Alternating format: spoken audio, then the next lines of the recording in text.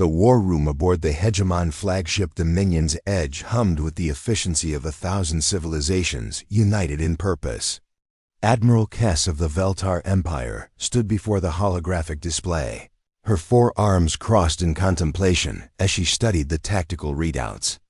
The enemy, these strange bipedal creatures called humans, had proven far more resilient than anticipated. "Status report," she commanded, her voice carrying the authority of someone who had conquered 17 star systems. Commander Voth, a crystalline being whose faceted head caught the blue light of the displays, stepped forward. "The humans have fortified their outer colonies. They refuse to surrender despite being outnumbered 3,000 to 1. Kess's mandibles clicked in frustration. The galactic hegemony had swept across the galaxy for millennia, absorbing every species they encountered. Some joined willingly, others after token resistance, but all eventually submitted to the inevitable. The humans, however, seemed immune to logic. "Their technology is primitive," continued Voth. "Their ships are barely capable of faster-than-light travel. Their weapons are kinetic-based projectiles. By all calculations, they should have surrendered after the first engagement. Yet they fight on," Kess mused. "Have we attempted communication beyond the standard surrender ultimatum?" "Admiral," interjected Captain Grimm, a serpentine Seth whose scales reflected the ambient light, "perhaps we should consider their psychology. Our xenobiologists report that humans are unusual." Kess turned her attention to the captain. "Elaborate." "They seem to form emotional attachments not just to their own species, but to concepts, ideas. They fight not just for survival, but for abstractions they call freedom and dignity." The Admiral's secondary eyes narrowed. "Emotional attachments to concepts? How does that manifest tactically?" Before Grimm could answer, the communication array crackled to life. A human face appeared on the main screen, young, with features that seemed somehow softer than those of other species. The human's mouth curved upward in what their databases identified as a smile. "Greetings," the human said, his voice carrying a warmth that seemed to resonate through the bridge. "I'm Lieutenant Mike from the human colony ship New Hope. I was hoping we could talk." The bridge fell silent. In 1,000 years of conquest, no enemy had ever opened communication with a greeting rather than a threat or a plea for mercy. Every great bond starts with a single moment of courage. HFY Chronicle Stories is just beginning, and your support matters. If you love emotional sci-fi tales, forbidden connections, and stories that stay with you, hit subscribe. It's free, and it helps us bring more stories from the stars to you. "You face annihilation," Kess replied, following protocol. "Surrender now, and your species will be integrated into the hegemony. Resist, and you will be eliminated." The human's smile never wavered. "I understand you believe that, Admiral. But I was wondering, when was the last time you experienced joy?" The question struck the bridge crew like a physical blow. Joy? The concept existed in their databases, but it was categorized as an inefficient, emotional response that most advanced species had evolved beyond. "Joy is irrelevant," Kess responded, though something in the human's expression made her pause. "This is war. Every war ends eventually," Mike said gently. "The question is whether it ends in victory or understanding. I'd like to propose something different. Would you be willing to meet with me, face to face? I think there's something about humanity you need to see." The audacity of the request should have been met with immediate weapons fire. Instead, Admiral Kess found herself considering it, drawn by something she couldn't quite identify in the human's demeanor. The meeting took place on a neutral asteroid, a barren rock floating in the void between the human colony and the hegemony. Fleet, Admiral Kess materialized in the hastily constructed meeting chamber, her personal guard flanking her on all sides. The humans had agreed to the same security arrangement, one representative with minimal protection. When the human delegation arrived, Kess was struck by their apparent vulnerability. Lieutenant Mike wore no armor, carried no visible weapons, and his companion seemed more interested in the asteroid's mineral composition than in tactical positioning. This casual disregard for proper military protocol was either supreme confidence or complete madness.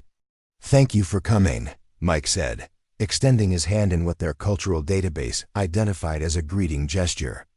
"I know this is unprecedented." Kes studied the offered appendage with two of her eyes while keeping the others focused on potential threats. "Your species fascinates our xenopsychologists. You fight with the desperation of a cornered animal, yet you smile when facing extinction." "That's what I wanted to talk about," Mike replied, lowering his hand when it became clear the gesture wouldn't be reciprocated. "You see warfare as a calculation, resources, technology, strategy. But humans don't fight just with weapons. We fight with hope." "Hope is statistically irrelevant," Commander Voth interjected through the communication link. "Superior firepower determines victory." Mike's expression grew thoughtful. "May I ask you something, Admiral? In all your conquests, have you ever encountered a species that thanked you for defeating them?" The question caught Kes off guard. Gratitude is not typically expressed by conquered populations. "But it has been, hasn't it?" Mike pressed gently. "Some species welcomed absorption into the hegemony. They saw it as advancement, as joining something greater than themselves." Kes's mandibles twitched, a sign of discomfort her own crew would recognize. "Some have expressed satisfaction with integration, and others? Others require education in the benefits of unity." Mike nodded slowly. "Education. That's a gentle word for what your records show. Forced relocation, cultural suppression, mandatory neural modifications to reduce aggressive tendencies. These measures ensure peace and productivity," Kes replied, though her voice carried less conviction than before. "Do they ensure happiness?" The word hung in the air like a foreign concept. Happiness wasn't a metric the hegemony tracked. Productivity, compliance, resource generation. These were the measurements of successful integration. "Happiness is a luxury that inefficient species cannot afford," Kes said, reciting standard doctrine. Mike smiled again, and this time Kes noticed something she'd missed before. The expression seemed to transform his entire face, reaching his eyes and somehow making the sterile asteroid chamber feel warmer. "That's where you're wrong, Admiral. Happiness isn't a luxury, it's fuel. It's what powers us when logic says we should quit. It's what makes humans take impossible risks for strangers. It's what makes us sing while we're outgunned 3,000 to 1. "Your ships are broadcasting music," Captain Grimm observed from the fleet. "Our communication specialists are baffled by this behavior. We always sing when we're scared," Mike explained. "It reminds us that we're not alone. That even in the darkest moments, there's still beauty worth preserving." Kes felt something shift in her understanding. "You're not fighting to win. You're fighting to remain who you are." "Now you're beginning to understand," Mike said. "And that's why I wanted to show you something. With your permission, I'd like to invite you to witness a human tradition. It happens every day, on every human ship and colony. It costs nothing, requires no technology, and yet it's more powerful than any weapon we possess." Admiral Kes found herself in the observation deck of the human colony ship New Hope, surrounded by a sight that defied every tactical manual in the hegemony archives. The ship's corridors buzzed with activity, but not the efficient, silent productivity she expected from a species under siege. Instead, humans moved with purpose, interspersed with moments of casual interaction, brief conversations, shared laughter, impromptu embraces. "This is your daily tradition?" she asked, her forearms gesturing at the apparent chaos. "Part of it," Mike replied. "But the real tradition happens at 1900 hours, ship time. About 10 minutes from now." As if summoned by his words, the ship's intercommunication system crackled to life. "Attention all hands! Attention all hands! Daily reflection period begins in 5 minutes. Remember, we're not just fighting for survival, we're fighting for the right to love, to dream, and to become more than we were yesterday. Kes observed the humans' reaction to this announcement.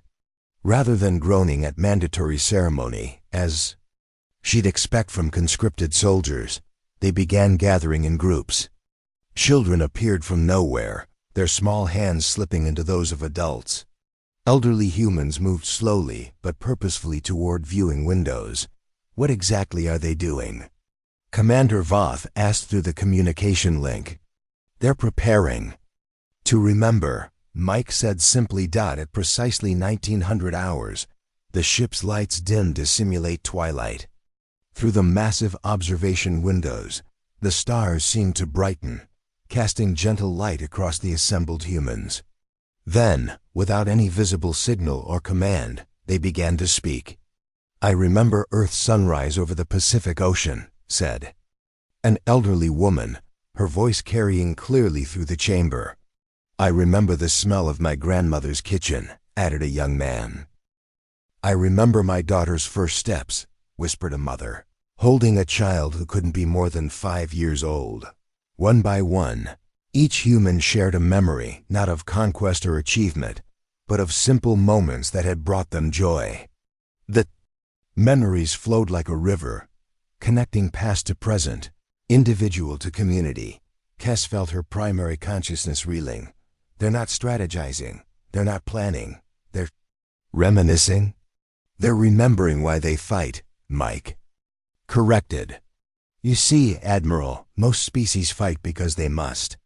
Humans fight because we choose to. And we choose to because we remember what's worth preserving. A small girl, no more than 6 years old, approached the window where Kes stood. The child looked up at the alien admiral with eyes that held no fear, only curiosity. Are you the one who wants to make us forget? The child asked. The question struck Kes like a physical blow. In all the hegemony's integration protocols, memory adjustment was standard procedure. Conquered species had their cultural memories suppressed to ease the transition to unified civilization. Integration requires sacrifice, Kes replied, her voice uncertain. The child considered this with the seriousness that only children can bring to profound questions. But if we forget the good things, how will we know when we're happy again? Before Kes could respond, the child's father approached. Lisa, don't bother the Admiral. I'm sure she has important work to do. It's quite all right, Kes found herself saying. She raises valid concerns. The man smiled, another of those transformative human expressions. Lisa asks the big questions. It's what children do. They haven't learned yet that some things are impossible. And what impossible thing does she believe in? Kes asked. That everyone deserves to be happy, the father replied. She thinks that if we could just show people enough kindness, they'd remember how to smile. Kes looked around the observation deck, where hundreds of humans continued sharing memories of beauty, love, and simple contentment. These people faced annihilation, yet they chose to spend their time celebrating what made life worth living. Your species is either profoundly wise or completely insane, she murmured. Mike chuckled. Most days, we're not sure which. But we've decided it doesn't matter. What matters is that we choose hope over despair, connection over isolation, and love over fear, especially when it seems impossible. The transformation began subtly, like dawn breaking over a world that had known only night. Admiral Kes found herself requesting daily reports not on human military capabilities, but on their cultural activities. The hegemony's xenopsychologists, initially tasked with finding psychological weaknesses to exploit, instead returned with accounts that defied conventional understanding of sentient behavior. They're teaching their children to paint, reported Dr. Nix, the expedition's chief behavioral analyst. While under siege, while facing extinction, they're spending precious resources on art supplies. Admiral Kes studied the transmitted images of human children, creating colorful representations of their memories, their hopes, their dreams. What tactical advantage does this provide? None that we can identify, Dr. Nix admitted. But Admiral, there's something else. The children are painting pictures of us. The holographic display flickered to life, showing artwork that made Kess's secondary hearts skip synchronously. The children hadn't painted the hegemony fleet as monsters or invaders. Instead, they'd drawn images of alien beings sitting at tables, with humans sharing meals, playing games, even dancing. They imagine us as friends, she whispered. It gets stranger, Dr. Nix continued.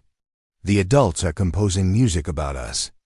Not war songs or battle hymns, but, well, listen for yourself. The bridge filled with gentle harmonies as human voices carried across the void. The lyrics spoke of distant stars, of different worlds, of the loneliness that vast space might bring to travelers far from home. They sang of understanding, of bridges built between different kinds of hearts. Commander Voth's crystalline form flickered with confused light patterns. Admiral, they're singing about us with ... compassion.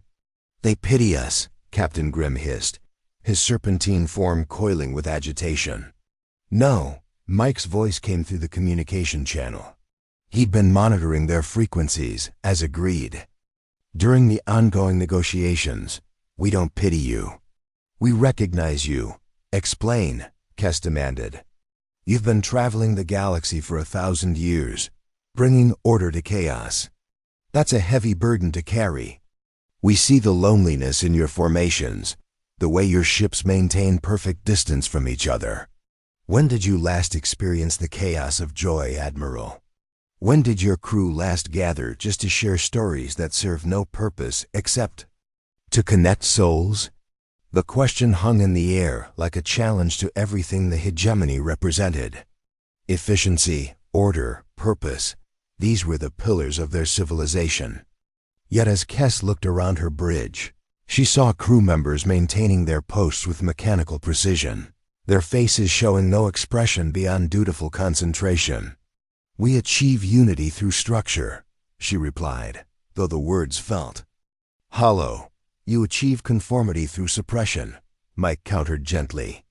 But unity and conformity aren't the same thing. Unity celebrates differences while working toward common goals. Conformity erases differences to eliminate conflict. And what common goal could possibly unite our species? Kess asked. The same goal that unites all consciousness, Mike replied. The desire to matter. To be part of something larger than ourselves while still remaining ourselves. To love and be loved. To create and be remembered. To face the infinite darkness of space and declare that our brief spark of existence has meaning. Captain Grimm's scales rippled with agitation. Admiral, this is psychological warfare of the highest order. They're attempting to undermine our fundamental social structures. But Dr. Nick stepped forward, his usually clinical demeanor showing cracks of uncertainty. Captain, I've analyzed their behavioral patterns for weeks. This isn't psychological warfare. They genuinely believe what they're saying. Moreover, they're demonstrating it. How so? Kess asked. They've been sending gifts. The word gifts fell into the tactical discussion like a stone into still water. Gifts weren't part of military engagement. They weren't part of surrender negotiations. They existed in a category of behavior that the hegemony's war colleges had never addressed. Show me, Kess commanded. The display shifted to show cargo containers that had been ejected from human ships, not armed, not shielded, simply drifting in space with beacon signals indicating their contents. The hegemony had initially assumed they were weapons, but deep scans revealed something far more confusing. Art, music, food, and personal messages. They're sending us pieces of their culture, Dr. Nix explained.